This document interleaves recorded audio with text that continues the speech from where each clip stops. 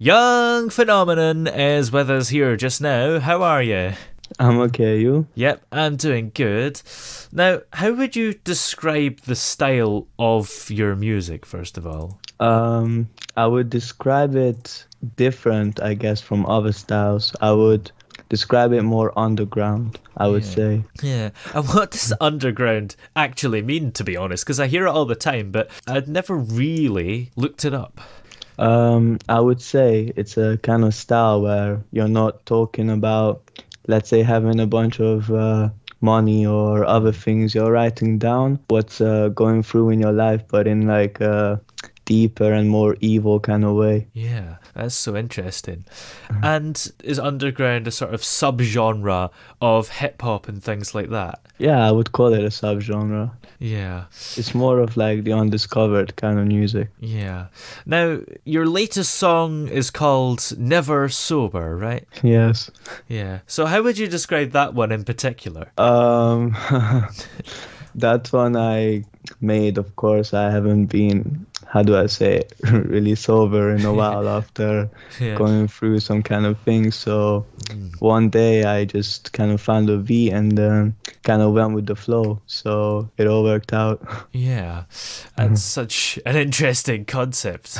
And how long did it take you to come up with that one? To be honest, the lyrics and the recording, it took me about 2 hours to make. Yeah. And were you sober when you wrote that at all? No, not really. Yeah.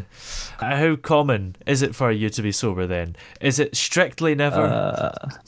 No, not strictly never. Is how would I call it? Sometimes when I get in the mood, I guess, or in the kind of vibe. Yeah. But it's not something I would promote to others, really. Yeah. Do you find that being drunk helps with writing and inspiration? Sometimes yes. I mean, Yeah. especially with freestyling, I would Yeah. say. But it's best to make it when you're sober. Depends on what kind of mood you're working on in Yeah. your song. Yeah. And of all the songs you've written, which one is your favourite? Out of all the songs, I would say Love by with Young Shackles, because to me that has kind of a deeper meaning in some of my lyrics. Yeah, definitely. And it sounds like it has quite a strong emotion behind it. Yeah. Just wrote it while I was going through a breakup. Yeah. And interestingly, it was released the same day that Juice WRLD died, and I didn't know that then. Yeah. So, how would you say you originally got into music in the first place? Well, while I was 10 years old, I was back in the UK, didn't have much to do, and rap music, I started listening to Eminem at first, and 50 Cent, Dr. Dre, all the kind of old school kind of music, which motivated me to also make music. From the age of 11, I was recording music, but haven't been putting them out. Yeah, that's interesting because you said before we started that you had a passion for music at 10, but you've been making music since 11. So what kind of Yes. happened in that year in between? Was it a sort of gap before you realised you could do it yourself? Well, first of all, when I was 10, I always was writing lyrics at the same time, but never recording. And when I was 11, I started kind of recording with the earphones mic, and just kind of started using Audacity and all these kind of first Yeah. tools that people use. Yeah. Have you found that technology has progressed a lot in the last, 7 years since you started? Definitely a lot. Now it's all these kind of programs and plugins and Yeah. auto-tune and everything is a lot been happening. Yeah. And do you like to use auto-tune a lot, or are you more raw? Depends on the mood, really. Sometimes I just want to rap, so there I don't really use auto-tune, but I also really like this kind of auto-tune effects like Travis Scott effect or the T-Pain effect Yeah. is pretty nice. Yeah, absolutely. So, who would you say have been some of your inspirations over the years? I guess you already mentioned a few, but is there Yeah. anyone else? So Eminem, as I mentioned before, has been a Yeah. big inspiration. Suicide Boys, Juice World, Yeah. Lil Peep, Puya, Yeah. definitely. Yeah, absolutely. And how did you come up with the name Yxngphenomenon then? At the time, I was around 12 when I started getting into music and was thinking Yeah. about the names. And I just kind of came up with the name because I didn't want to put young like everyone else. So I put an X instead and put NG to Yeah. make it young and then phenomenon. Yeah, that's kind of cool, the X. Do you find that people still recognize that you say it as young? Sometimes, yes, I mean, from Yeah. the new generation of people, but also from the older generation, there's not a lot of people. Yeah. And how long do you intend to continue doing music? Because I guess the name Young Phenomenon might not work when you're 82. Yeah, that's true, but I guess for now, I'm just gonna see how it goes down the road. I mean, I Yeah. would love to make it happen and, just kind of blow up from it, I guess, but Yeah. we'll see what happens. And what's your writing process like, really, when you first start coming up with a song? Um, well, first of all, if I want to put a chorus in a song, the first part I write is the chorus. Ah. And I record the chorus and see how it fits with the song.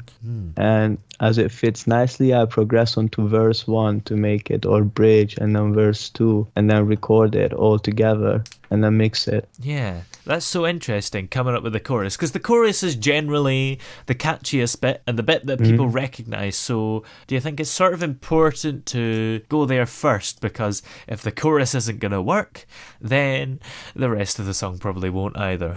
Yes, that's a way to say it, but also Yeah. if the chorus, you can also always change it. So if you don't like the chorus, how it sounds at first, then I go back and rewrite it or mix it a different way or anything with it. Yeah. And do you record in an external studio, or have you got somewhere at home to do it? I make it in my room. I have a mic, a Rode MTA1, Yeah. actually NT1A, and the sound card, the Focusrite, and my laptop, and just that's it. And is that the mic that you're speaking to us now through? Yeah.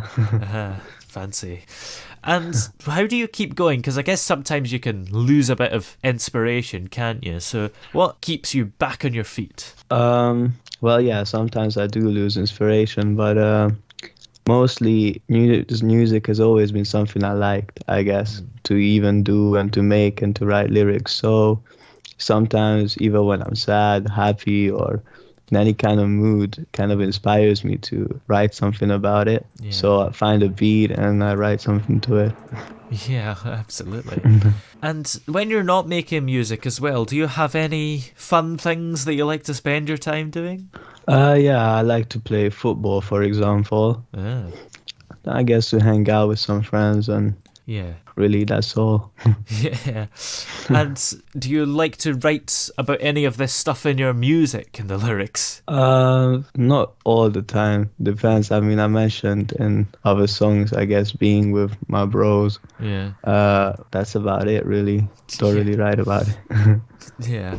And when you were starting out music, did anybody suggest to you that perhaps you should have something to fall back on in case it all goes terribly wrong?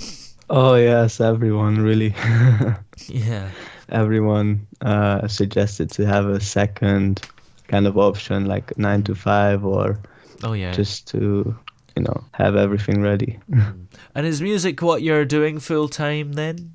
No, it's not what I'm doing full time, but I spend quite a balanced time on it. Yeah, definitely. And do you still see it as more of a hobby, even though you're spending a lot of time on it? Yeah, I definitely see it as a hobby. Yeah. And what would you say makes your music different from a lot of people who are probably doing quite a similar thing? I would say what kind of makes it different is that I always style it in a different way, I guess. I mean, sometimes I either sing it or I rap it, but it's always been my style. Like, didn't copy anyone. I just kind of went with how my mind went with it. Yeah, absolutely. And was there anyone in your family as well that was quite musical or still is quite musical? Not that I know of, no. Oh, right. So you're kind of the odd one out then. Yeah, Yeah. definitely. Yeah. And do you have any highlights as well in your whole musical times that stand out to you? Highlights, not really. Honestly, the best vibes I had with music was when you're just chilling with friends and like freestyling to beats. Yeah. Was like spending time really great. Yeah. And also, how's this pandemic been for you? Because I guess you haven't been able to go out and perform live if you were thinking of doing it. And also, you might not have been able to meet up with all your friends for part of that time as well. When the lockdown started, it actually, music-wise, it turned out pretty great. I made a whole album in about 3 months. Wow. That's incredible. I had a couple of songs ready. I just had to mix and master it, and then some I recorded and made a whole album during the lockdown. Yeah, that's incredible because not only were you making more music, but everyone was looking for more music at that time as well, probably. That was getting us through in a way. Yeah. Yeah. And what else is coming up for you on the way? Have you got any more albums and singles that you're thinking of releasing? Yes, I want to make an EP by next year. And I'm also thinking by the end of next year to release an album, which is going to be kind of the vibe of my new songs for the album. Yeah, that sounds so exciting. And hopefully the pandemic won't be able to get in your way by then, maybe. Hopefully. Yeah, but then you never know. Well, where are we able to check out all your music if we'd like to hear it in places?